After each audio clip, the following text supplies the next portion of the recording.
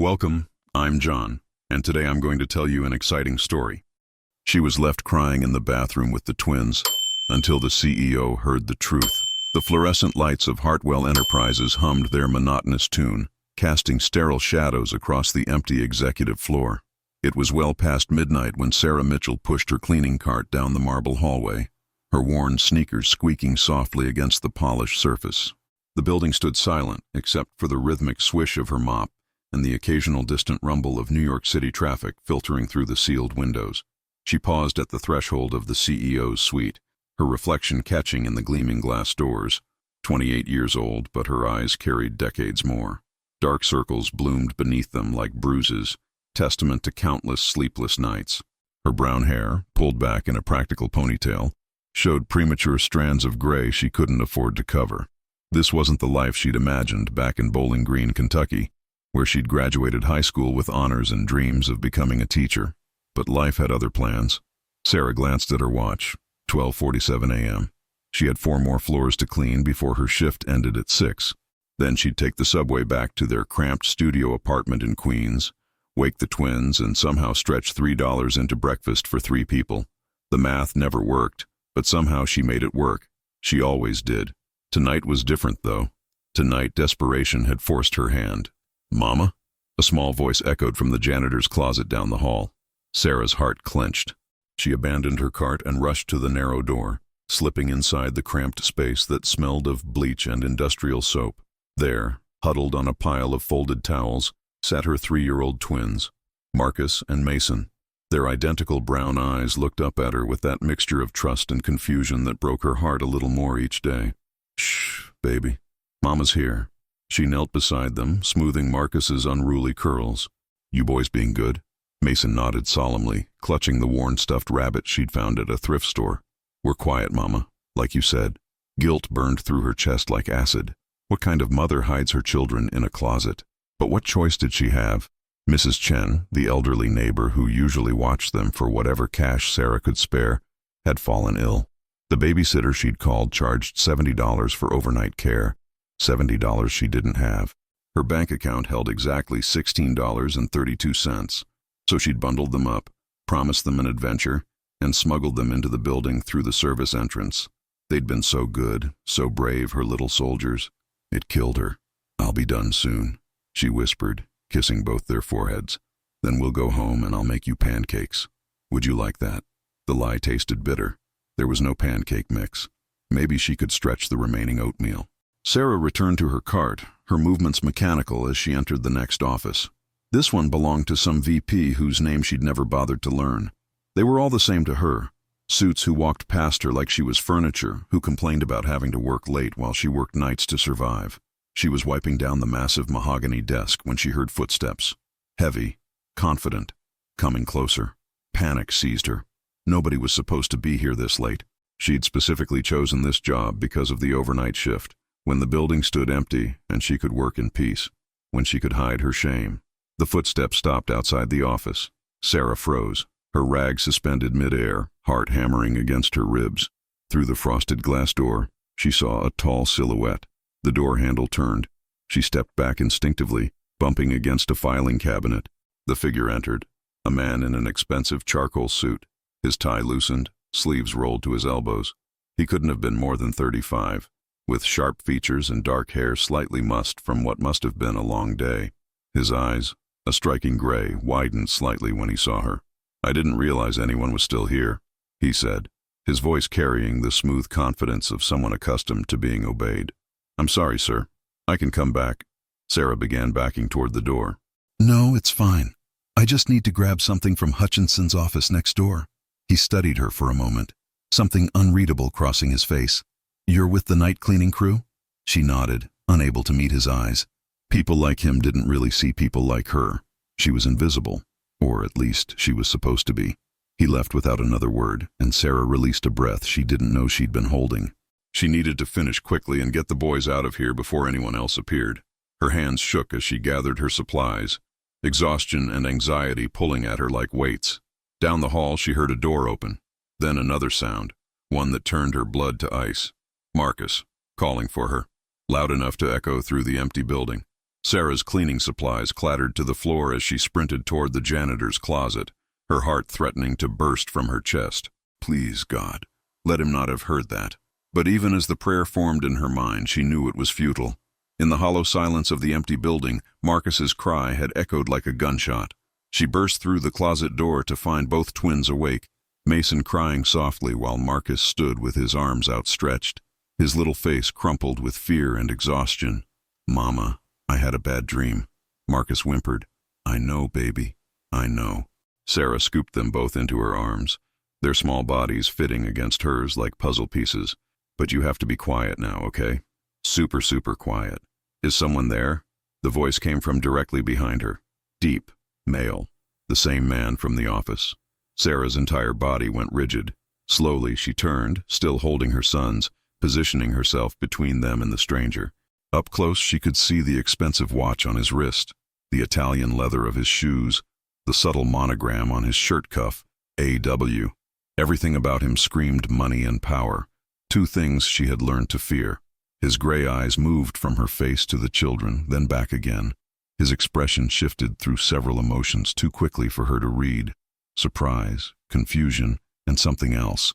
Something that almost looked like pain. "Please," Sarah heard herself say, her voice breaking. "Please don't report me. I couldn't find a sitter and I have to work. I have to. They need—" The words tangled in her throat, choking her. The man stood motionless in the doorway, blocking their only exit. Sarah's mind raced through impossible scenarios. She could lose this job. She could lose everything. The eviction notice already taped to her door flashed in her memory. "Final warning," it had read. 3 days to pay or vacate. "How old are they?" he asked quietly. The question caught her off guard. 3. They're twins. He nodded slowly, his jaw working as if he were processing something difficult. Then, to her absolute shock, he stepped back from the doorway. "The women's restroom, 2 doors down. It's bigger. There's a couch in the lounge area." He paused, his eyes meeting hers with unexpected directness. "It locks from the inside." Sarah stared at him, unable to comprehend what she was hearing. Was this a trick? Some kind of test before he called security? "I won't tell anyone," he continued, his voice softer now. "But that closet, it's not safe. The cleaning chemicals alone." He trailed off, shaking his head. "Take them to the restroom. Finish your shift. I'll be in my office until about 3. "Your office?" Sarah's voice came out as barely a whisper. A ghost of something, not quite a smile, but close, crossed his face. "I'm Andrew Whitmore. This is my floor." He glanced at the twins again, and that strange pain flickered across his features once more. "Take care of them. That's all that matters." Before Sarah could respond, before she could even process what had just happened, he walked away, his footsteps fading down the corridor. Sarah stood frozen, Marcus's head heavy on her shoulder, Mason's fingers clutching her shirt. Andrew Whitmore, the CEO, the man whose office she'd cleaned 100 times, whose family photos she'd dusted, whose Fortune magazine covers she'd seen framed on the wall, and he had just helped her? It didn't make sense. People like him didn't help people like her. They fired people like her. But he hadn't. With trembling legs, Sarah carried the twins to the women's restroom. True to his word, it was spacious, with a separate lounge area featuring a leather couch and soft lighting. She settled the boys on the cushions, covering them with her jacket. "Is that man going to hurt us?" Mason asked, his small voice thick with worry. Sarah thought about the look in Andrew Whitmore's eyes. Not pity, not disgust, but something deeper. Recognition, maybe. As if he understood something about their situation that went beyond the obvious. "No, baby," she said, surprising herself with the certainty in her voice. "I don't think he is." She returned to her cleaning cart with shaking hands, her mind spinning. Every few minutes she checked on the twins through the restroom door. They'd fallen back asleep, their small chests rising and falling in peaceful rhythm. At 2:47 a.m., Sarah was mopping the executive conference room when she sensed a presence. She turned to find Andrew Whitmore standing in the doorway, 2 juice boxes and a bag of pretzels in his hands. "From the vending machine on the 3rd floor," he said simply, extending them toward her. "For the morning. For them." Sarah's hands trembled as she accepted the juice boxes and pretzels. The simple gesture, so small, so unexpected, threatened to crack the careful walls she'd built around her emotions. She couldn't remember the last time someone had shown her kindness without expecting something in return. "Thank you," she managed, her voice barely above a whisper. "I'll pay you back, I promise." Andrew's brow furrowed. "That's not necessary." "It is to me." Sarah straightened her spine, clinging to the last shreds of her dignity. She'd accepted welfare, food stamps, hand-me-down clothes from church donation bins, each one a small death of pride, but this felt different. This man wasn't a faceless government program or a charitable organization. He was real, standing in front of her, and somehow that made it harder to accept. "How long have you worked here?" Andrew asked, leaning against the doorframe. His tie was completely loose now, hanging around his neck, and his expensive suit jacket was draped over his arm. He looked tired, genuinely tired, not the performative exhaustion she'd seen from other executives who complained about their difficult lives while sipping $17 lattes. 6 months, Sarah returned to her mopping, needing to do something with her hands. "I work for Pristine Services. They contract with your company." And before that, she hesitated. The water in her mop bucket rippled as she dunked the mop again, wrung it out. "Waitressing mostly, some retail, whatever I could find that worked around childcare." The father? The question was direct but not harsh. Sarah's jaw tightened. Gone. Left when he found out it was twins. Said he wasn't ready to be a father to one kid, let alone two. She laughed, but it was a hollow sound. "Funny thing is, neither was I ready to be a mother, but I didn't get the luxury of walking away." Andrew was quiet for a long moment. When Sarah glanced up, she found him watching her with an intensity that made her uncomfortable. Not the predatory kind of attention she'd learned to recognize from men who saw a young single mother as easy prey, but something else, something almost like understanding. "My mother died when I was 7, he said finally. "Cancer. My father, he dealt with it by burying himself in work, building this empire." He gestured vaguely at the opulent surroundings. "I was raised by a rotation of nannies who stayed just long enough to collect their paychecks before moving on to families who actually wanted them around." Sarah stopped mopping, surprised by the confession. She'd seen the official story, the Whitmore family legacy, the brilliant young CEO who'd taken over his father's company and expanded it beyond anyone's expectations. The business magazines painted him as a corporate shark, ruthless and calculating. They never mentioned a lonely child raising himself in a mansion. "I'm sorry," she said, and meant it. "Don't be." Andrew straightened, his CEO mask slipping back into place. "I turned out fine, more than fine. I have everything." But Sarah heard what he didn't say. She recognized the hollowness in those words because she'd felt it herself, the difference between surviving and living, between having things and having a life worth living. "Mr. Whitmore." "Andrew." "Andrew," she corrected, the name feeling strange on her tongue. "Why are you being kind to me? You could have called security. You should have called security." He was quiet for so long she thought he wouldn't answer. When he finally spoke, his voice carried a weight that made her chest ache. "Because I'm tired of pretending I don't see it." "See what?" "The people behind the polish." He looked around the gleaming conference room, the imported marble table, the crystal chandelier, the original artwork on the walls. "I've spent years in buildings like this, making decisions that affect thousands of lives, but I never really looked at those lives, not really.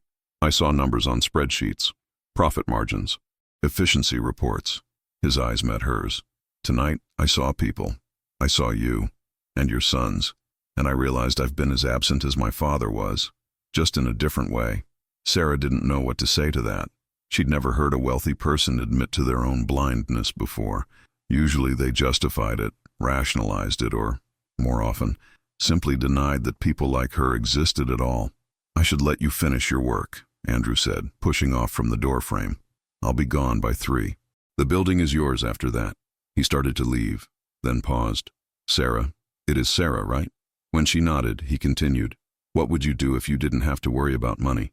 If everything was taken care of, your rent, childcare, food, what would you do with your life?" The question struck her like a physical blow. No one had asked her about her dreams in so long she'd almost forgotten she had any. "I'd go back to school," she heard herself say. "I'd finish my degree. I wanted to be a teacher once." Andrew nodded slowly, as if filing that information away. "Good night, Sarah." "Good night." She watched him disappear down the hallway, her heart beating strangely in her chest, the juice boxes still clutched in her hands like precious artifacts. Sarah didn't see Andrew Whitmore for 3 days after that night. She told herself it was better that way, that their encounter had been an anomaly, a brief moment of human connection in a world that usually treated her as invisible. She continued her shifts, keeping the twins with Mrs. Chen when the elderly woman felt well enough, and hiding them in the restroom when she didn't. On the fourth night, everything changed. Sarah was emptying trash bins on the executive floor when she heard voices, angry, escalating. She froze, recognizing one of them immediately. Andrew's voice, sharp with barely controlled fury, came from behind the closed door of the main conference room. "She's a liability, Andrew. You know the rules." That was Gerald Hutchinson, the VP of Operations whose office she cleaned. His voice dripped with the kind of certainty that came from never having to question his own power. "Rules that I make," Andrew shot back, "and I'm telling you this is being handled internally. Someone reported her, saw her with children in the building. Do you have any idea what our insurance—" "I'm aware of the implications." Sarah's blood turned to ice. Someone had seen them. Someone had reported her. She pressed herself against the wall, her cleaning cart forgotten, her entire body shaking. "Then you know we have to terminate her contract," Hutchinson continued. "Pristine Services has already been notified. Her supervisor is handling it tomorrow morning." "No." Andrew's voice cut through like a blade. "You'll cancel that order." "I can't do that. The report's already been filed with HR. Security has photographs, Andrew. She brought unauthorized minors into a secure corporate facility. This isn't about compassion. It's about protocol and liability." Silence stretched. Sarah's heart hammered so loudly she was certain they could hear it through the door. "Then she doesn't work for Pristine Services anymore," Andrew said finally. "She works directly for me." "Excuse me?" "You heard me. As of tomorrow, Sarah Mitchell is my personal assistant. That makes this an internal personnel matter, not a contractor issue. HR can file their photographs wherever they want." Hutchinson's laugh was harsh and disbelieving. "Your personal assistant? Andrew, the woman is a janitor. She has no education, no experience, no...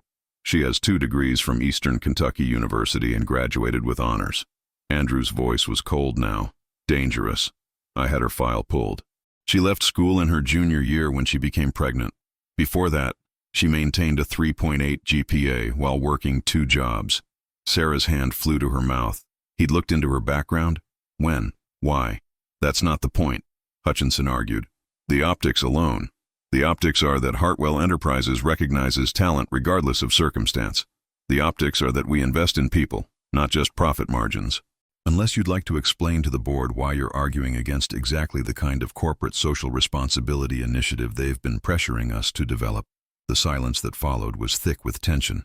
"This is insane," Hutchinson finally muttered. "You're making a mistake. Then it's my mistake to make. Are we clear?" Sarah heard footsteps approaching the door and scrambled away, pushing her cart down the hallway with shaking hands. She made it around the corner just as the conference room door opened. She pressed her back against the wall, breathing hard, her mind reeling. Personal assistant. He'd made her his personal assistant. It was impossible. Absurd.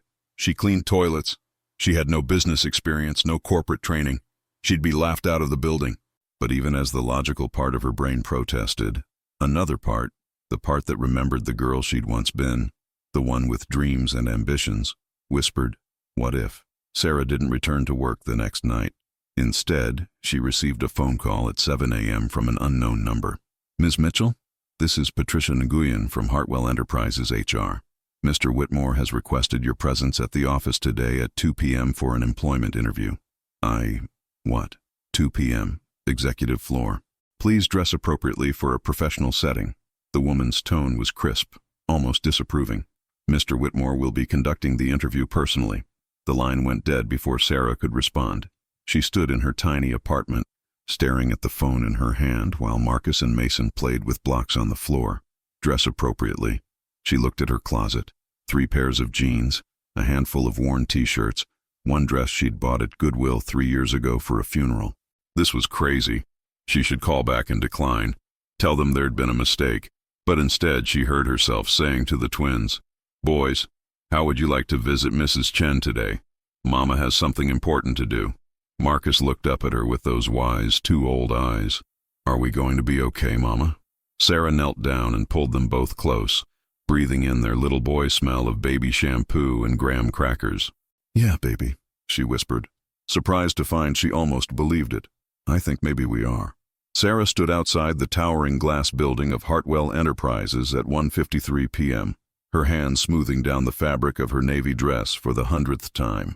The dress had cost her $12 at a consignment shop in Brooklyn, and she'd spent another $8 on a pair of black flats that pinched her toes but looked professional enough. The remaining money in her account was now down to single digits, but she'd made herself presentable. Barely. Around her, people in expensive suits moved with confident purpose, their designer bags and perfect hair announcing their belonging in this world of steel and glass. Sarah felt like an imposter, a child playing dress-up in her mother's clothes. "You graduated with honors," she reminded herself, echoing Andrew's words. "You're not just a janitor. You weren't always this person." But 3 years of survival had worn down the confident college student she'd once been. 3 years of choosing between electricity and food, of sleeping 3 hours a night, of accepting humiliation as the price of keeping her children fed. It had transformed her into someone who instinctively made herself small, invisible, forgettable. Taking a deep breath, Sarah pushed through the revolving doors. The lobby was even more intimidating in daylight. Marble floors stretched like an ice rink toward a massive reception desk where 3 perfectly polished women sat behind computer screens. Crystal chandeliers hung from the vaulted ceiling, and the walls were decorated with abstract art that probably cost more than she'd earn in a lifetime. Sarah approached the reception desk, her heart pounding. "I'm here to see Mr. Whitmore. Sarah Mitchell. I have a 2 o'clock appointment." The receptionist, a striking woman with platinum hair and cold blue eyes, looked her up and down with barely disguised disdain. "Executive floor, 42nd floor. Elevators are to your right." She returned to her computer screen without another word. Sarah murmured her thanks to the woman's disinterested profile and made her way to the elevators. As she rode up, watching the floor numbers climb, she caught her reflection in the polished steel doors. She looked terrified. She looked poor. She looked exactly like what she was, a woman who didn't belong. The elevator doors opened to reveal a space she'd only seen at night, empty and dark. Now it buzzed with activity. Assistants rushed past with tablets and coffee cups. Phones rang from behind frosted glass doors. Everything gleamed with the kind of wealth that was both casual and absolute. "Sarah Mitchell?"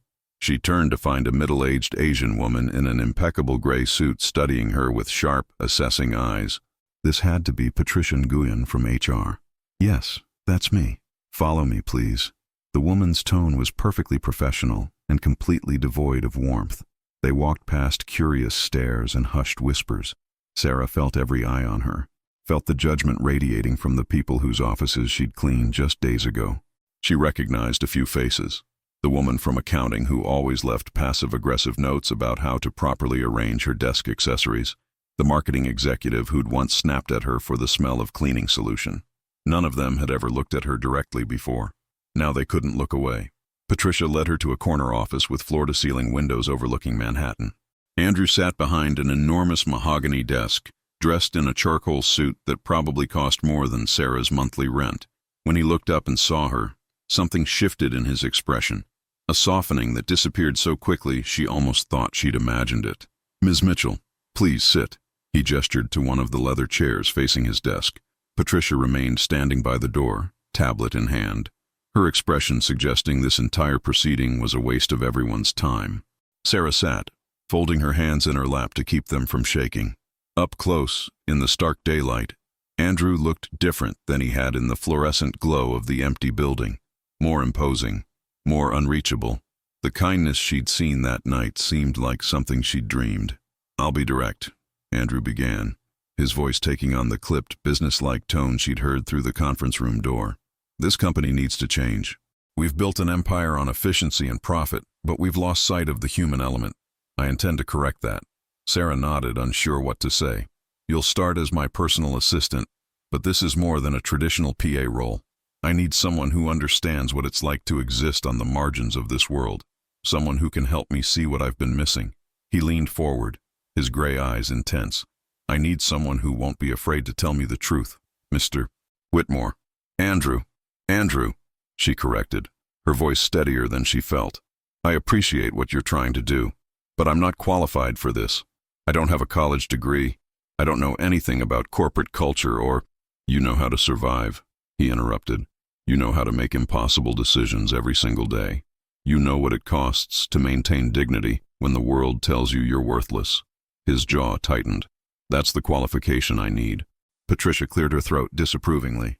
Mr. Whitmore, perhaps we should discuss the practical concerns. Ms. Mitchell will need extensive training in office systems, corporate protocols, confidentiality agreements. Then arrange it. Andrew's eyes never left Sarah's face. Whatever she needs. Sarah's throat constricted. This wasn't real. It couldn't be real. People like her didn't get second chances, didn't get miraculous rescues. Why? The word escaped before she could stop it. Why are you really doing this? For a long moment, Andrew was silent. Then he stood and walked to the window, his back to them both. Because someone should have done it for my mother, he said quietly, and no one did. Sarah's first day as Andrew Whitmore's personal assistant felt like being thrown into the ocean without knowing how to swim. Patricia Nguyen had assigned her a cramped desk outside Andrew's office, a space that had previously belonged to his former assistant, who'd left for a position at Goldman Sachs. The desk was bare except for a computer, 2 phones, and a stack of procedural manuals that Patricia dropped there with barely concealed contempt. Read these by tomorrow, Patricia had said. Mr. Whitmore expects his assistants to be self-sufficient. Now, at 9:47 a.m., Sarah stared at the computer screen, her fingers hovering over the keyboard. The system required a password she didn't have, access to databases she'd never heard of, and an understanding of corporate jargon that might as well have been a foreign language. Around her, the office hummed with purposeful activity. Assistants coordinating meetings, executives discussing quarterly projections, the constant percussion of keyboards and ringing phones creating a symphony of productivity she couldn't join. You look lost. Sarah looked up to find a woman in her early 40s standing by her desk, holding 2 cups of coffee. She had warm brown skin, kind eyes, and a smile that reached all the way to those eyes. The first genuine smile Sarah had seen all morning. That obvious? Sarah asked weakly. Only to someone who remembers their first day. The woman extended one of the coffee cups. I'm Diana Chen. I manage investor relations on this floor. And before you assume otherwise, yes, I heard the rumors about you. The whole building has. Sarah's stomach dropped. Oh, hey. Diana's voice was gentle. I didn't say I believed them. I said I heard them. She pulled up a chair and sat down, her voice dropping to a conspiratorial whisper. Let me give you some survival advice. First, half the people here are intimidated because Andrew hired you personally. The other half are judging you because they think you don't belong. Ignore both groups. That's everyone, Sarah pointed out. Exactly. Which means you're free to just do your job and prove them wrong. Diana took a sip of her coffee. Second, Patricia is testing you. She gave you the hardest possible first assignment hoping you'd fail. Don't give her the satisfaction. How do I? You ask for help. From people who aren't her. Diana pulled out her phone. I'm texting you my number. You get stuck, you call me. I've been here 8 years. I know where all the bodies are buried, metaphorically speaking. Sarah felt tears prick her eyes. Why are you being nice to me? Diana's expression softened. Because 5 years ago I was escaping an abusive marriage with 2 kids and no college degree. I was working 3 part-time jobs, sleeping 4 hours a night and seriously considering just giving up. She paused, her eyes distant. Then someone gave me a chance I didn't deserve on paper. Took a risk on potential instead of credentials. That person saved my life. She focused on Sarah again. Maybe I'm paying it forward. Before Sarah could respond, Andrew's office door opened. He emerged with Gerald Hutchinson, both men in intense conversation. Andrew's eyes briefly met Sarah's, and something unspoken passed between them. Acknowledgement, maybe, or reassurance, before he turned back to Hutchinson. Sarah, I'll need you to reschedule my 2 o'clock with the Meridian team, Andrew said without breaking stride. Push it to Thursday same time, and pull the Henderson account files for review. Sarah's mind went blank. Reschedule how? Which system?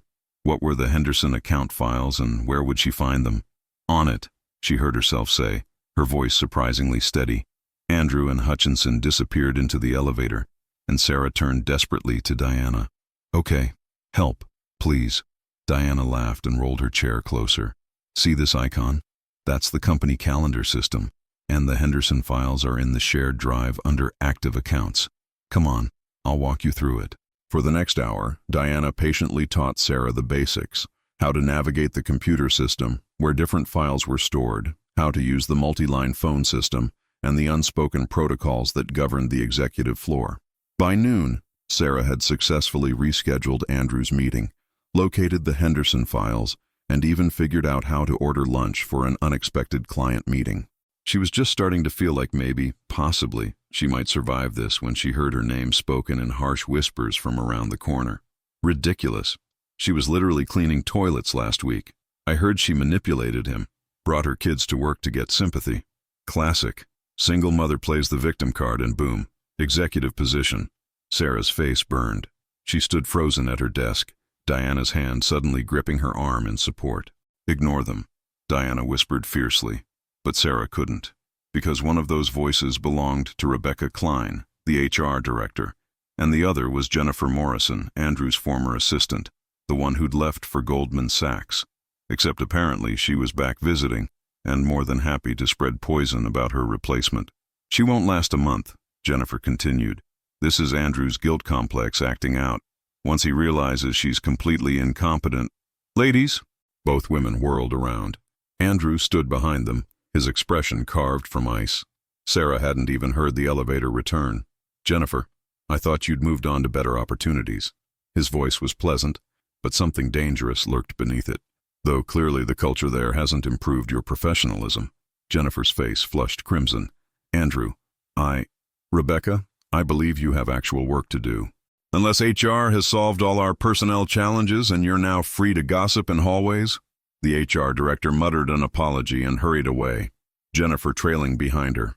Andrew's eyes found Sarah's across the office. In them she saw not pity, but something fiercer. A promise maybe, or a challenge. He'd defended her, publicly, against people whose opinions actually mattered in this building. Sarah straightened her spine and returned to her computer, her hands no longer shaking. She wouldn't give them the satisfaction of watching her fail. 3 weeks passed in a blur of late nights, steep learning curves, and small victories. Sarah arrived at 7 a.m. and rarely left before 7 p.m., memorizing Andrew's preferences, mastering the labyrinthine corporate systems, and slowly, painfully, earning her place at that desk outside his office. Mrs. Chen, now recovered, watched the twins during the day for a rate Sarah could finally afford. For the first time in 3 years, she could buy groceries without counting every penny, could pay her rent without panic clawing at her throat, but acceptance was harder to earn than competence. The whispers followed her everywhere. In the break room, conversations died when she entered. In meetings, executives directed questions to Andrew, not to her, as if she were merely decorative. The administrative assistants formed a tight circle that never quite opened to include her, their lunches and happy hours happening in pointed exclusion. Only Diana remained constant, a lifeline in hostile waters. It was a Thursday afternoon when everything came to a head. Sarah was reviewing Andrew's calendar for the following week when Patricia Nguyen appeared at her desk, her expression even more pinched than usual. "Mr. Whitmore needs the Callahan merger files immediately. He's in a video conference with their legal team and apparently they're missing from his office." Sarah's stomach clenched. She'd organized those files herself yesterday, had placed them on Andrew's desk in the exact spot he'd requested. "I put them on his desk, left side, next to—" "Well, they're not there now." Patricia's smile was razor-thin. "Perhaps you should have been more careful about where you put important documents." Through Andrew's glass door, Sarah could see him in front of his computer screen, his face tight with frustration as he spoke to people she couldn't see. He needed those files. Now. Sarah rushed into his office, trying to move quietly as Andrew continued his video call. She scanned his desk. The files weren't there. She checked the credenza behind him, the side table, even the floor. Nothing. "Understand your concerns, but we have documentation supporting our position," Andrew was saying, his jaw tight. "If you'll give me one moment to reference the specific clause." Sarah's eyes landed on Andrew's briefcase, partially open on the floor beside his desk. There, she could see the edge of the blue folder she'd prepared.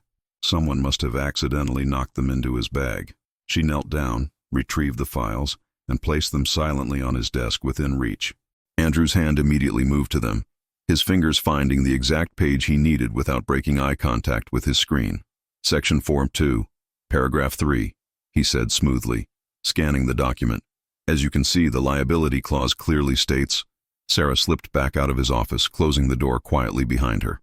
Patricia was gone. In her place stood Jennifer Morrison, the former assistant, wearing a designer dress and an expression of faint amusement. "Let me guess. Crisis averted?" Jennifer's tone dripped with false sweetness.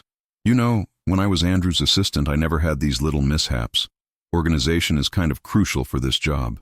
Sarah's hands clenched at her sides. The files were exactly where I left them.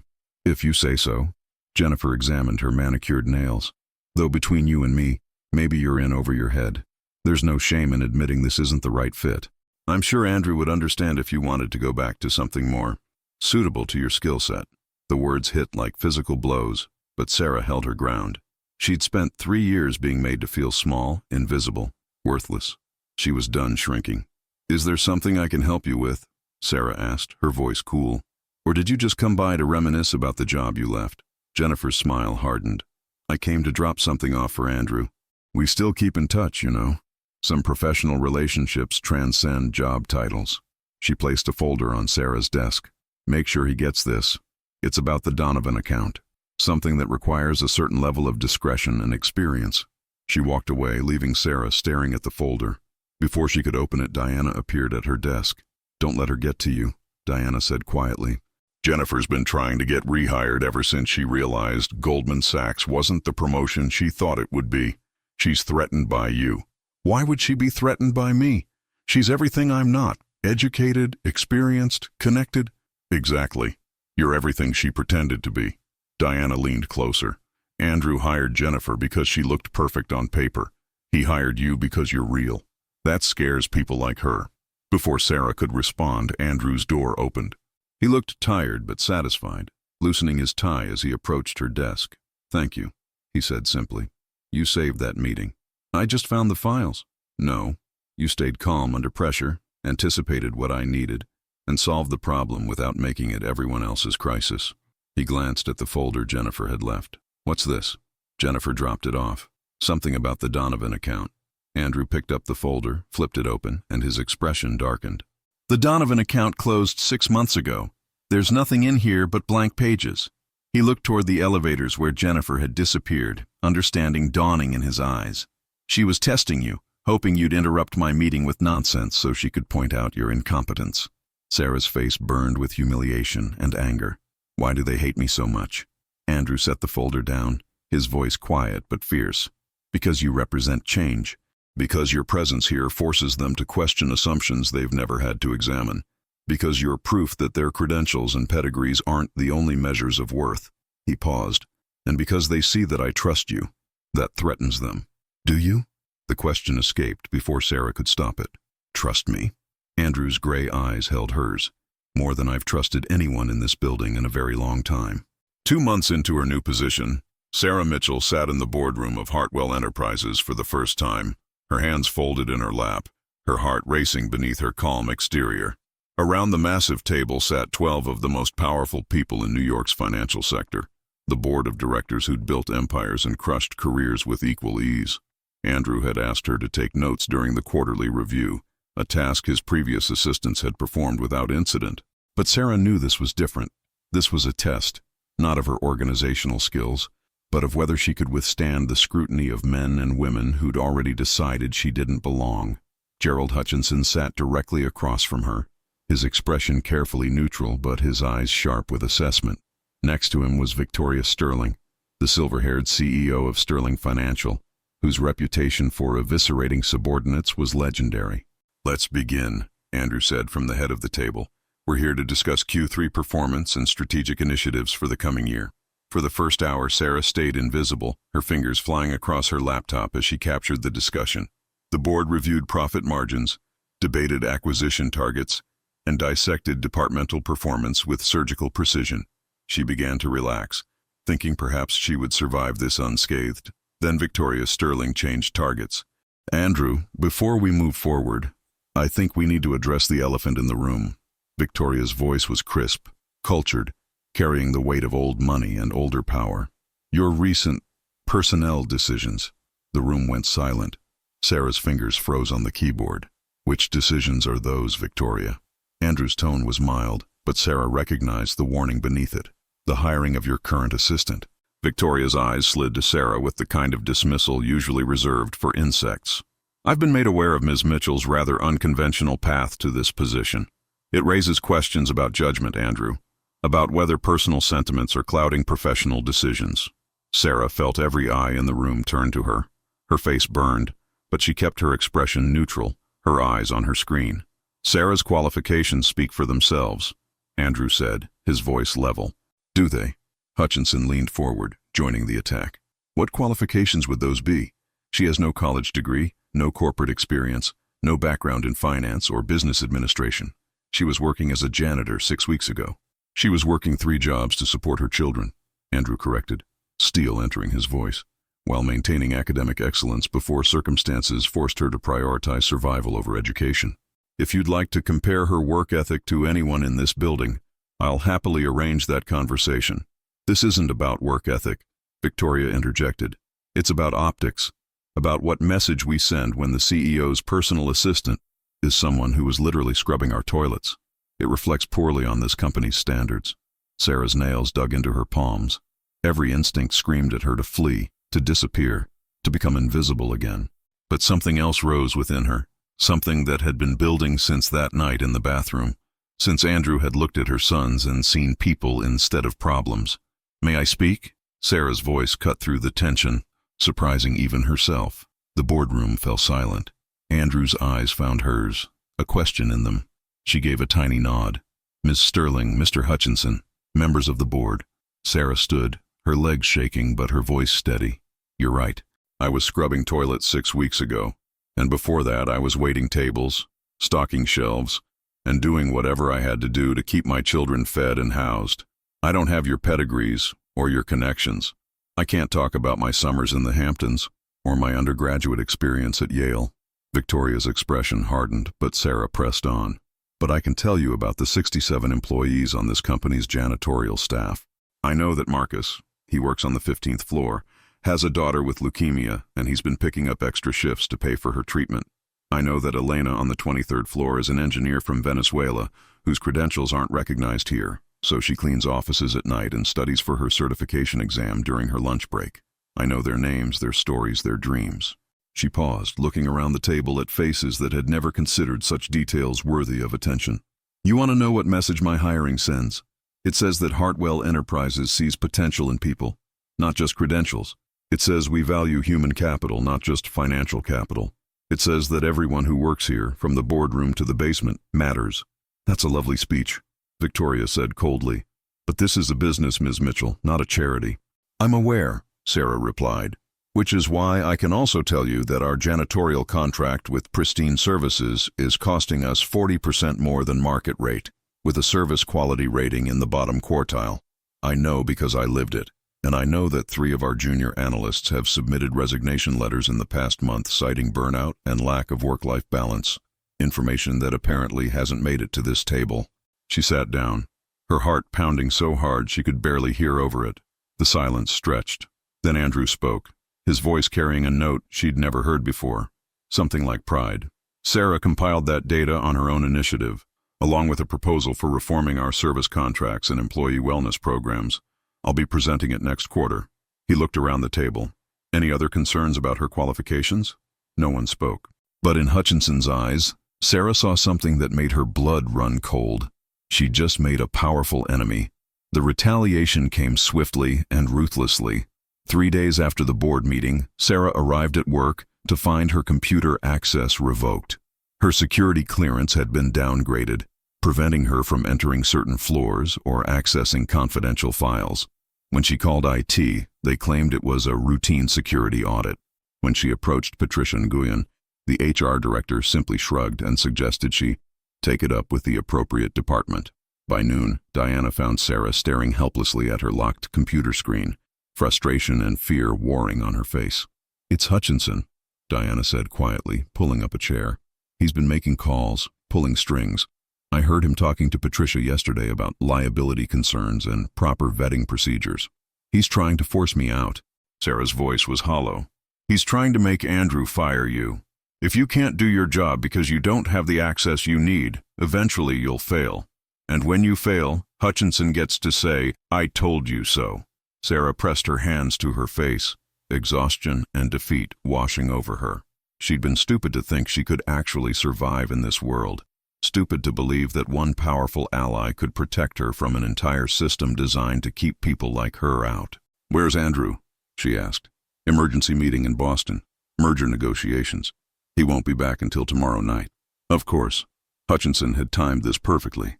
Sarah spent the afternoon doing the only work she could without computer access, answering phones, organizing physical files, running errands that felt deliberately designed to humiliate.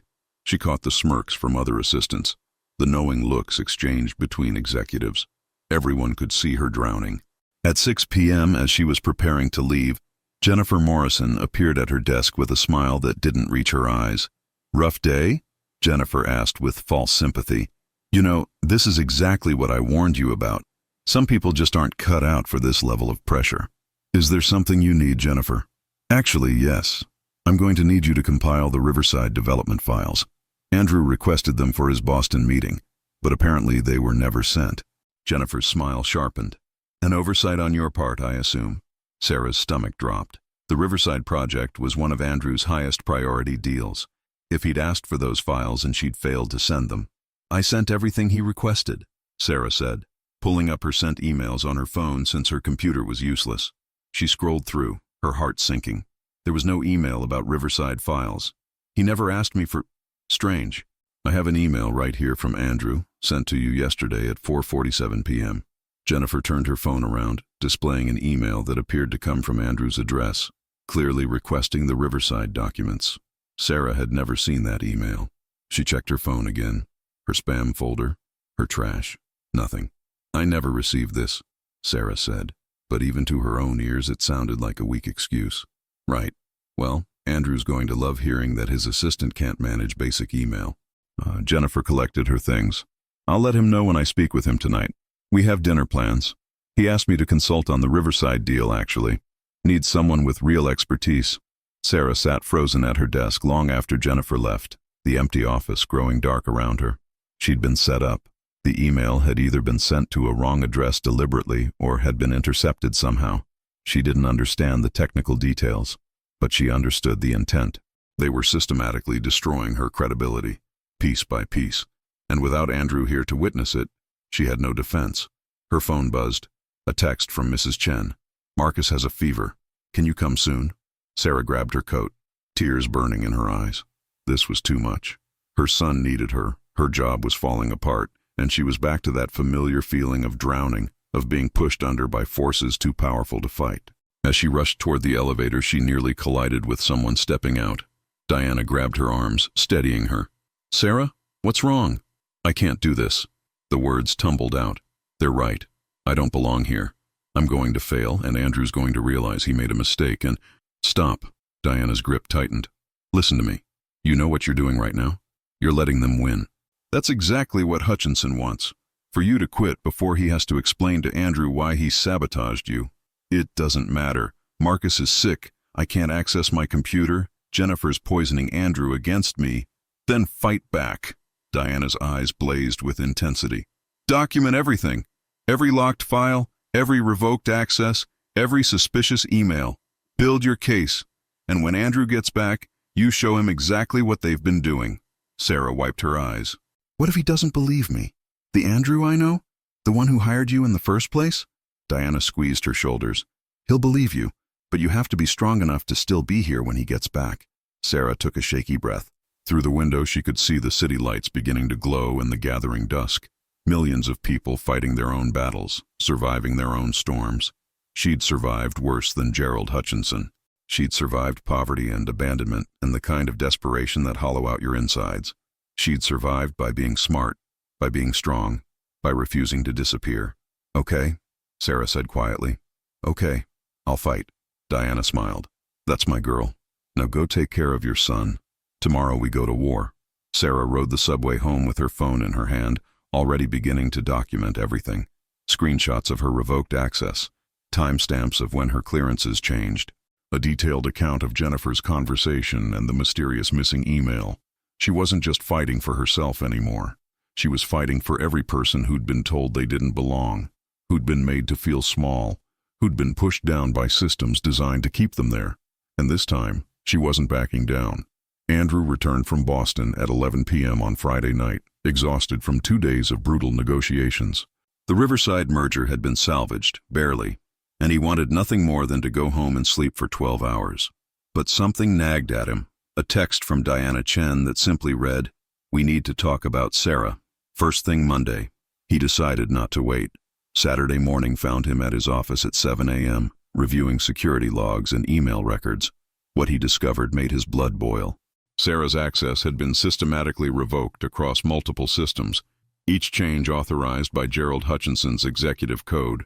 An email about the Riverside files had been sent from Andrew's address to a misspelled version of Sarah's email, close enough to seem legitimate, wrong enough to ensure she'd never receive it. It was elegant sabotage, untraceable to any single malicious act, but devastating in aggregate. By the time Sarah arrived Monday morning, early, as always, despite everything, Andrew was waiting at her desk. "My office," he said quietly. "Please." Sarah's face went pale, but she nodded and followed him inside. He closed the door and gestured to a chair. She sat, her hands folded tightly in her lap, her expression braced for impact. "I know what happened," Andrew said without preamble. "I've spent the weekend reconstructing every access change, every email irregularity, every roadblock that's been put in your path." Sarah's eyes widened. "Andrew, I can explain." "You don't need to explain. You didn't do anything wrong." He sat on the edge of his desk, his voice tight with barely controlled anger. "Hutchinson orchestrated this, with Patricia's help and Jennifer's participation. They wanted to manufacture your failure so thoroughly that even I would have to let you go. Why are you telling me this?" Sarah's voice was small. "Because I'm giving you a choice." Andrew met her eyes. "I can fire Hutchinson. I have enough evidence to justify it to the board. Patricia can be reassigned. Jennifer's consulting contract can be terminated. I can protect you. But," Sarah heard the unspoken word, "but it will cause a war.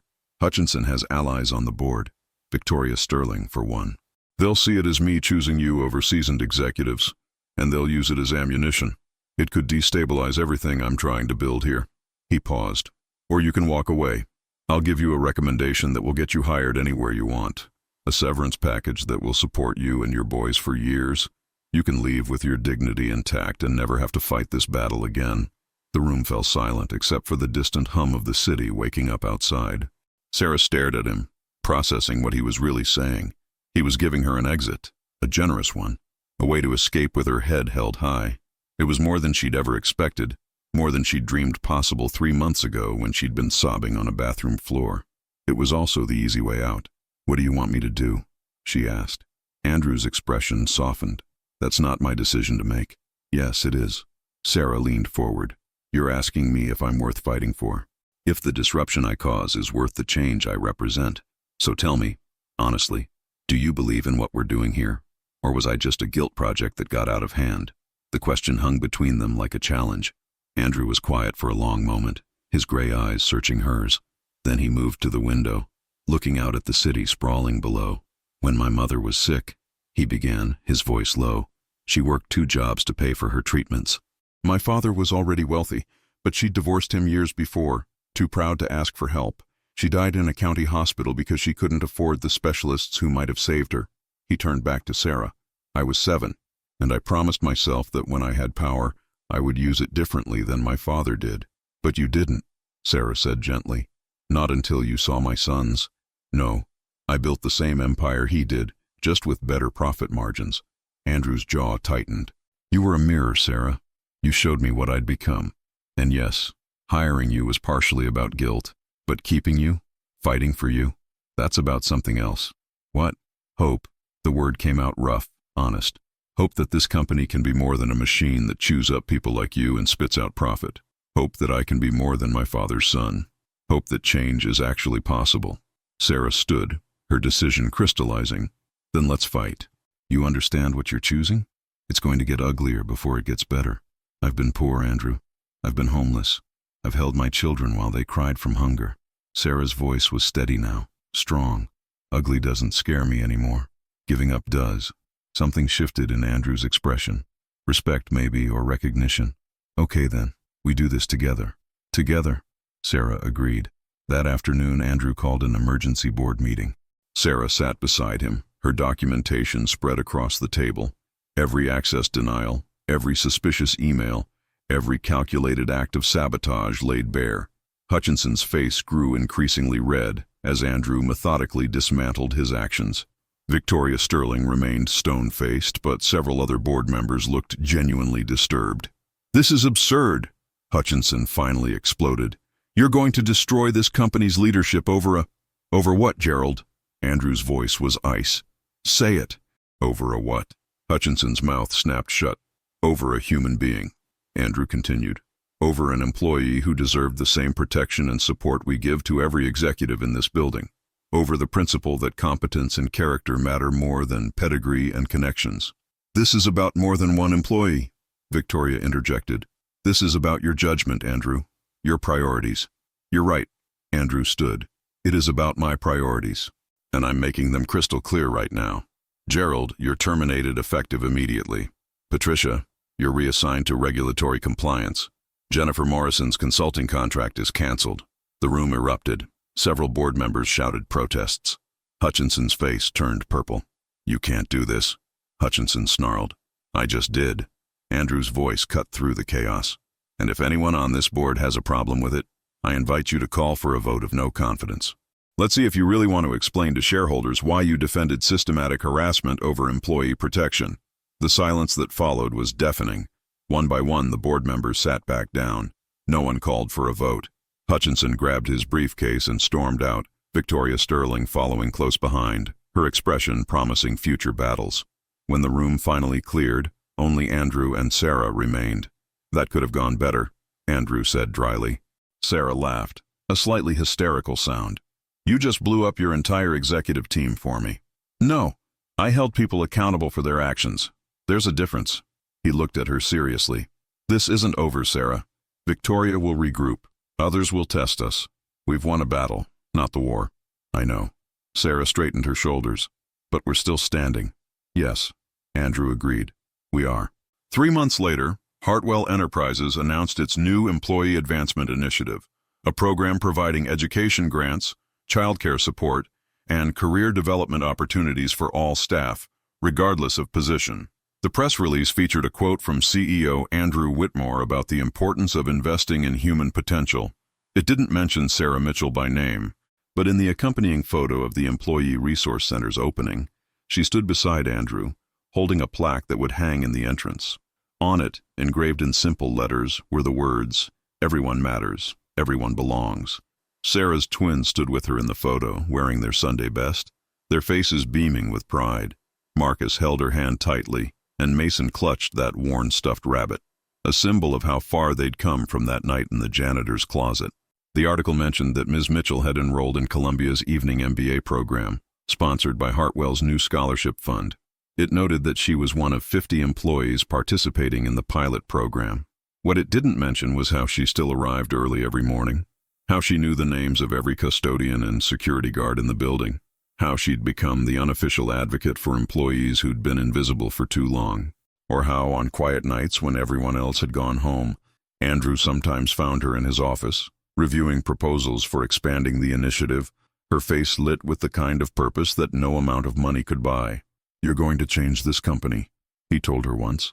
Sarah had smiled, thinking of all the lives that could be changed, all the people who deserved a chance but had never been given one. "We're going to change it," she corrected. "Together." And in the reflection of the office window, against the glittering backdrop of New York City, two people who'd been broken by different kinds of privilege and poverty stood side by side, proof that sometimes the greatest transformations begin with one person choosing to see another person's pain and having the courage to do something about it. The end. Did you like this story? Would you have done anything differently? Tell me in the comments. See you next time. Don't forget to like and subscribe now to receive more exciting stories that you won't want to miss. Thank you very much.